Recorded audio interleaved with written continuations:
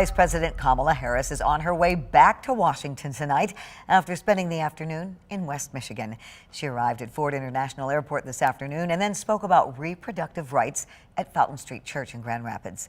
13 on your side political reporter Josh Albertus leads us off tonight with news from the VP's visit amid a tough political landscape for the administration here in Michigan. Vice President Kamala Harris touching down in Kent County Monday to continue a nationwide tour on the issue of abortion. In states across our country, people have been suffering, and we must be explicit about what that is. The issue has largely been successful for Democratic messaging as voters in several states, including Michigan, have codified abortion rights into their state constitutions after the nationwide right was repealed almost 2 years ago. Freedom is fundamental to the promise of America.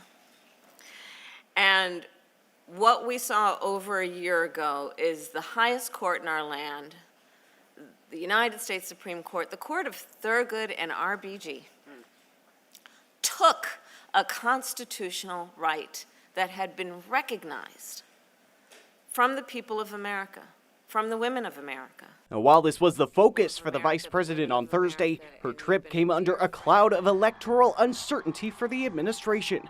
The latest statewide poll out on Wednesday from Epic MRA showed former President Donald Trump with an edge over President Biden in a head-to-head matchup in Michigan.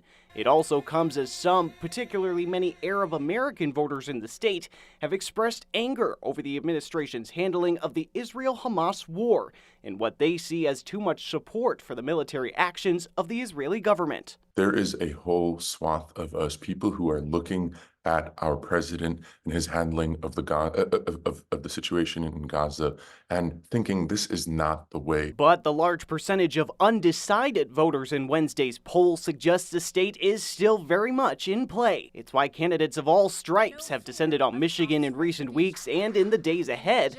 Former South Carolina Governor Nikki Haley expected to rally supporters in Grand Rapids Monday, and former President Trump already making multiple visits to the state's east side to shore up his Republican support.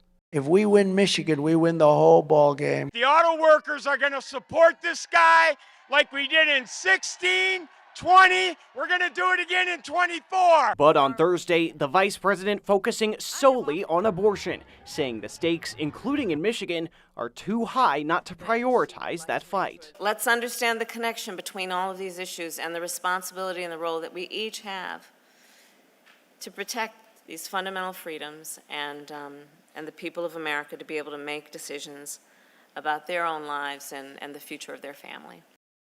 Josh joins us live now from outside Fountain Street Church. And Josh, the race remains very tight here as we see, but is what we're seeing in the polls an indication of how much this issue really resonates with local voters?